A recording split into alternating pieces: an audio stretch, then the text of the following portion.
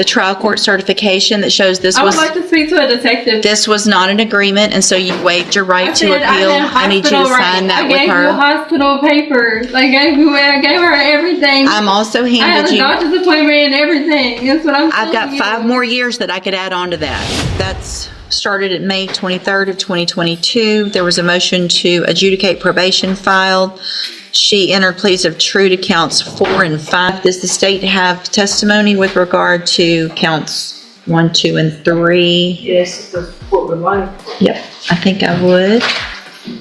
Give me- Young man called, Shakita Cole. Yes, ma'am. Good morning, Ms. Cole. Would you please raise your right hand? Do you swear or affirm the testimony you're going to give in this hearing will be the truth, the whole truth, and nothing but the truth, so help you God? Thank you. Ms. Cole, would you please state your full name for the record? Shakita Cole. How are you employed? I'm employed at Jackson County Adult Probation.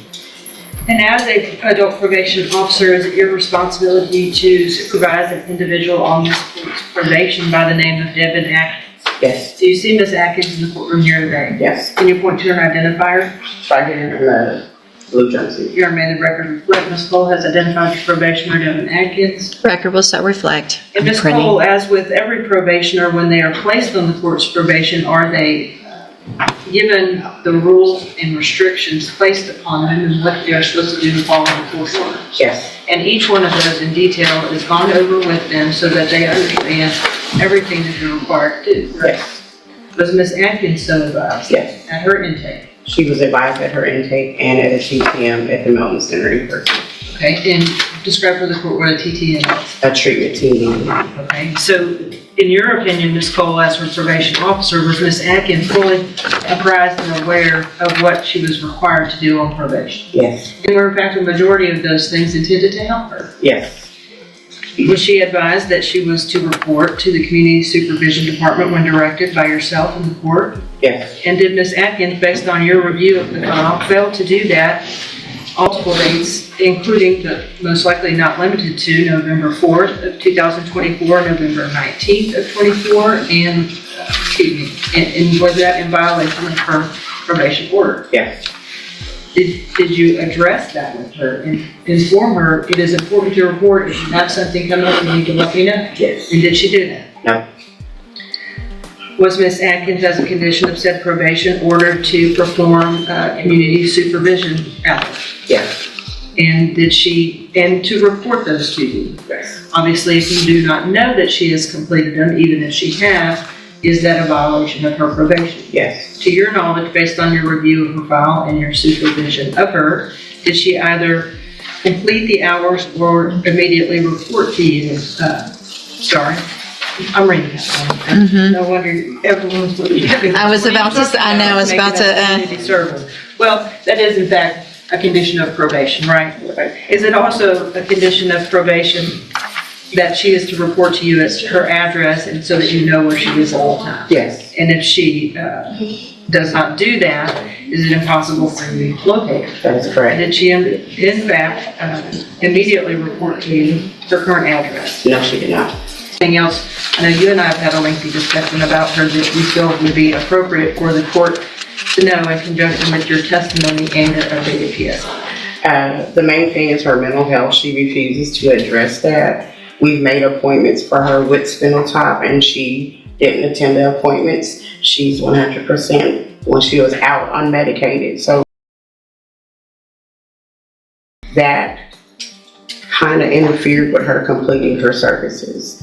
And she maintained contact with the victim in the case. So that part, her grandmother was trying to be there for her because of the mental health difficulties. And that's the main thing that we were trying to get her to address. Okay.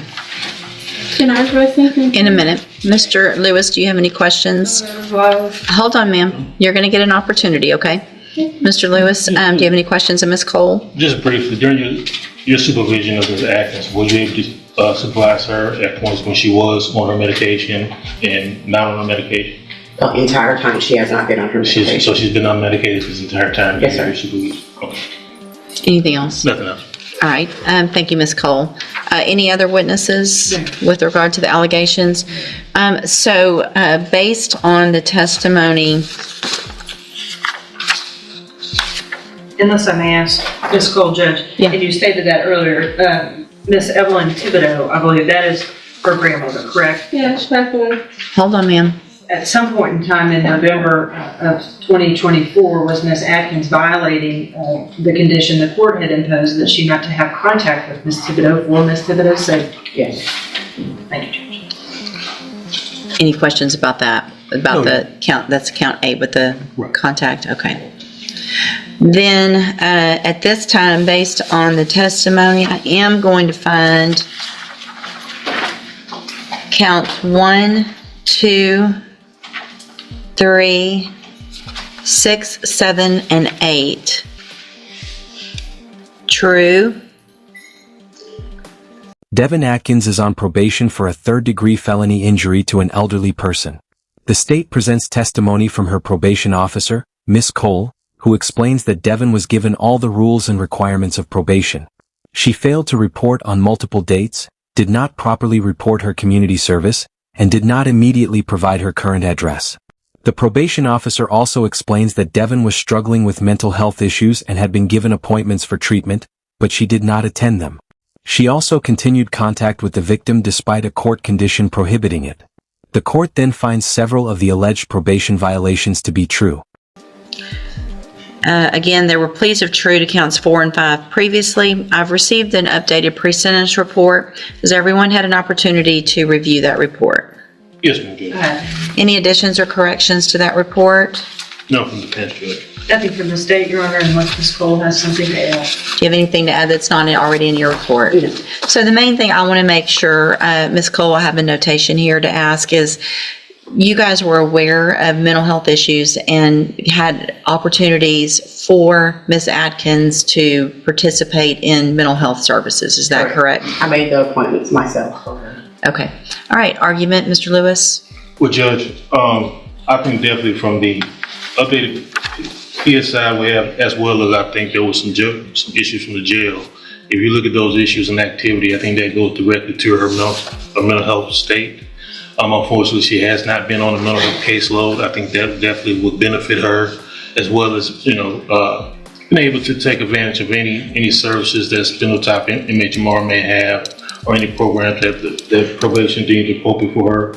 I have had conversations with her, and meaningful conversations with her, where she has addressed to me her desire to take advantage of those activities if those available to me. She did understand that she had the safety opportunity that didn't go well, but I don't think the mental health issues were addressed, mainly just substance abuse at that point. I think if we can get a handle on that, or get some work done with her to address the mental health issues, I think she'll do a lot better in this situation and be able to complete this I assessment. mean, it's hard when Hold on. someone's not taking patients. Well, it sounds like you had appointments that you missed that Ms. Cole made for you. Did she go to regular Safe P or special? Hold on. Special needs. So she's already been to special needs Safe P. So that was a whole 6 months plus aftercare of drug and mental health help. So Ms. Atkins, the problem is you're being given all the opportunities. Yeah, but like I said, I don't know if I told you, I had an appointment in Port Arthur because I cannot get into Bowman. They're not taking new patients. So you had an appointment that Ms. Cole set for you, at least one, how many? Yeah, but it's not for medicine. It's for psycho. I'm not a psycho. I don't have those problems. I mean, some people do that. I don't know. Well, you obviously we don't know what you need because you won't even go do the evaluation. That it sounds like you haven't been on medication that would be what? Evaluation where?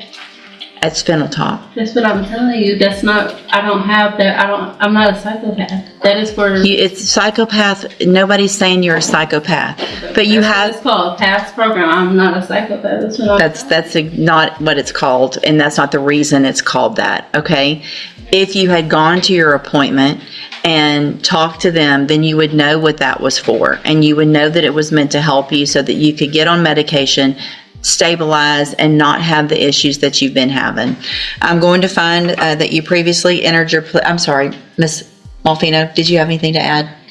No, Judge, I think that from my conversation with Ms. Cole, she's been gracious enough to offer to continue to work with her because I think she clearly sees the mental health issues. But as you can see, what Ms. Cole has been having to deal with is how the court has had to deal with Ms. Atkins today, and it's been kind of just this runaround circle. Well, and in addition, I am going to find judicial notice of the court's file. Ms. Atkins was evaluated for competency to stand trial not that long ago. I think it was in January of this year. And I have that report. And the finding is that Ms. Atkins is competent, understands the nature of the proceedings, and is then just really making a choice not to follow through with what programs have been given to you, Ms. Atkins, to try to help you. So at this time, any recommendation as far as, I have one more thing to say. okay? She is not giving me the information needed to follow up with those type of things. Okay, well, I don't She doesn't believe have you. them. I don't believe you. You know, Ms. Cole would never say, go do something and not tell you where to go or help you get there. no, she says she does not have a list of the community service. The case then focuses heavily on Devin Atkins' mental health and the help she had been offered. Her attorney argues that her mental health problems were not properly addressed and that she could benefit from mental health services. The judge explains that Devin had already been given opportunities and appointments to receive help, but she did not follow through. Devin argues that the appointment was for a psycho and says she does not have those problems. The judge corrects her and explains that the evaluation was meant to help her understand what treatment she needed and potentially get medication to stabilize her situation. The judge also takes notice of a previous competency evaluation and says Devin was found competent and understood the proceedings, but was choosing not to follow through with the programs offered to her. I'm worried about your community service. I'm worried about your mental health and the fact that you're not doing what you need to and you're still contacting the victim, and it's a serious case. And so I got to protect society, unfortunately, because you're not choosing to do the things I that... was gonna die, so I really didn't have much of a choice. Okay. It's my life in jeopardy. I'm going to find that you entered your pleas of true to counts 4 and 5 freely and voluntarily. Again, I'm finding counts 1, 2, 3, 6, 7, and 8 true. Find sufficient evidence to find you guilty, and at this time find you guilty. Drug test. Don't talk I would over. like to look up. I'm about to sentence you to prison, and how you keep talking over me is about to start adding years onto that. Stop talking. It's just going to get worse. Do you understand? Okay. I'm going to find sufficient evidence to find you guilty, and at this time I'm finding you guilty of injury to an elderly individual. Sentence you to a term of 5 years in the institutional division of the Texas Department of Corrections. You will receive credit. You will receive credit on that sentence for any time that you've been in custody that the law gives you the right to receive. No. I'm telling it, like she thought, like I could not get up there. I'm going to hand you the trial court certification that shows this I would was like to speak to a detective. this was not an agreement, and so you waived your right to said appeal. I need you to sign that I with gave you her. hospital papers. I gave her everything. I'm also I had handed a you. doctor's appointment and everything. That's what I'm I've got telling you. 5 more years that I could add on to that. Oh, man. I can give you up to 10. Have 'em. You need to stop talking so I can finish what I need to do, okay?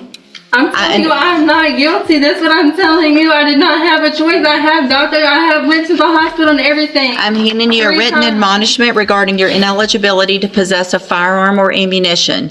Because of the judgment entered I against... don't have a gun. I'm not, just listen to what I'm saying. If you'll listen for a minute, you'll understand. Because of the judgment entered against you, you're ineligible under Texas law to possess a firearm or ammunition. The judge tells Devin that the court is concerned about her mental health, her failure to follow probation requirements, and her continued contact with the victim.